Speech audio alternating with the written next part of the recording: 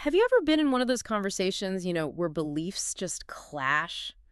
Deeply held beliefs, and you just wish you had a better way, like a roadmap for how to talk about it respectfully. Oh, absolutely. It happens all the time, doesn't it? And that's kind of what we're getting into today. Exactly. Today we're doing a deep dive into the really complex debate around vegetarianism. It's definitely a topic that brings up strong Yeah. feelings. And often, discussions about food choices, they get heated pretty fast.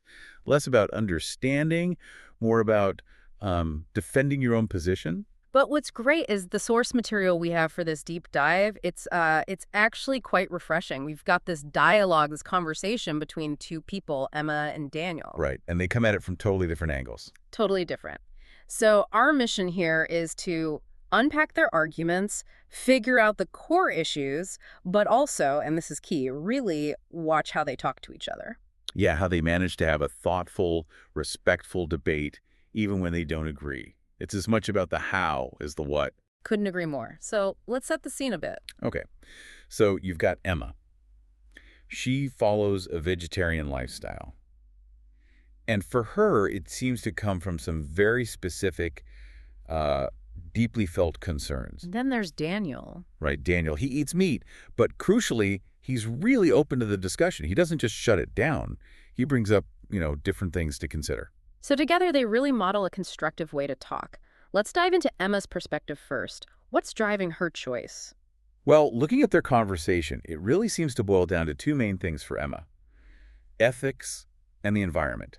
These are her core concerns. And she doesn't just vaguely mention animal welfare, does she? No, not at all. She actually gets quite specific. She talks about the moral side of industrial farming, things like living conditions for animals, their treatment, the whole process, really. It sounds like it goes beyond just personal feeling for her. It does. And what's really interesting is how she connects it to the bigger picture.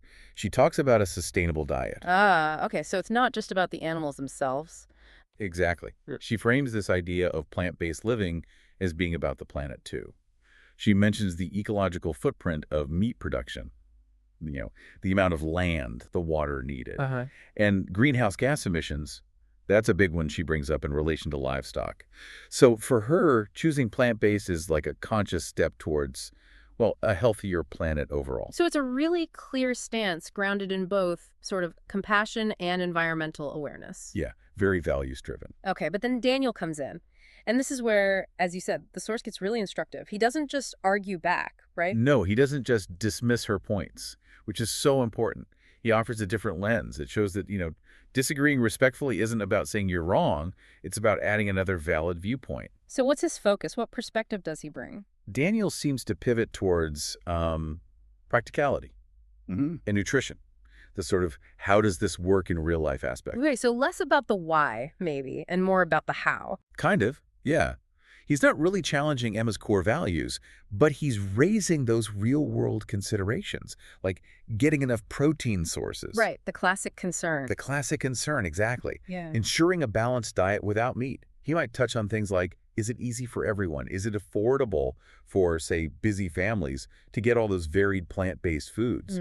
Accessibility. Accessibility, cost, and also specific nutrients.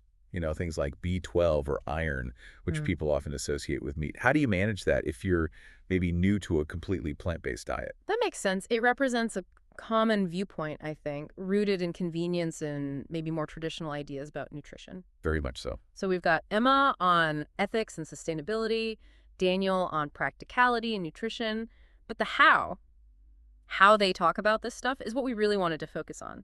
The source highlights this respectful dialogue, right? It really does. And what jumps out is their language. Yeah. It's quite nuanced. They use these, you could call them rich opinion structures. What do you mean by that? Well, instead of just saying, like, meat is bad, Emma might say something like, I strongly believe that a plant-based diet offers the most significant pathway.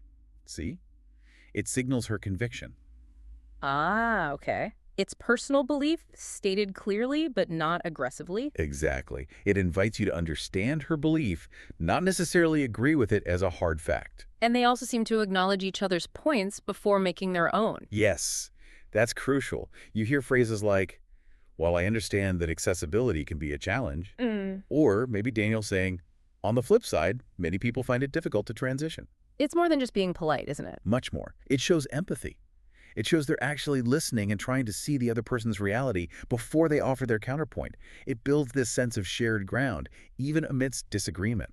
Okay, so how do they handle the actual points of disagreement then? Well, again, it's rarely a direct, no, that's wrong. You might hear Daniel use a sort of rhetorical question. Yeah. Like, that's an interesting point about emissions, but if we think about global nutritional needs, does a purely plant-based world maybe present its own challenges? Ah, so it opens up another angle rather than just shutting one down. Precisely. It invites the other person to consider something new, making it more collaborative. Yeah.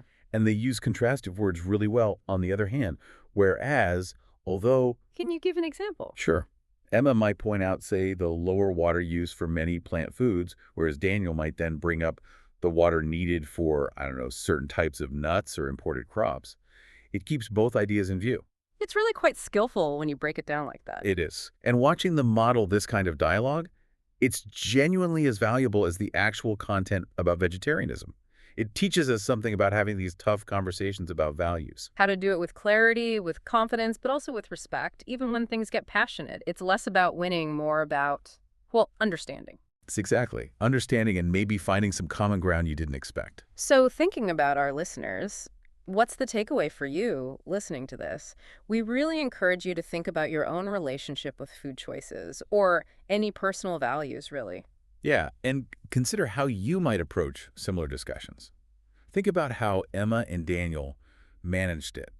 The respect, the effort to understand, presenting their views clearly, but also with openness. It's been a fascinating deep dive, hasn't it? We've looked at Emma's arguments for being plant-based, focusing on animal welfare, and aiming for a sustainable diet. And balance that with Daniel's very practical points about protein sources and nutritional needs. Yeah. Real world stuff. But the core lesson, the really vital thing from their exchange is how they did it, how they navigated those different views with respect, and a genuine sense of curiosity about the other person's perspective. It makes you think, doesn't it? When we manage to strip away what's the specific point we're arguing and focus more on the how we're disagreeing, what happens then? What new possibilities open up for understanding, maybe, rather than just trying to win? Moving from just debating points to having a real dialogue, from just stating your conviction to actually making a connection. So here's a final thought for you to ponder.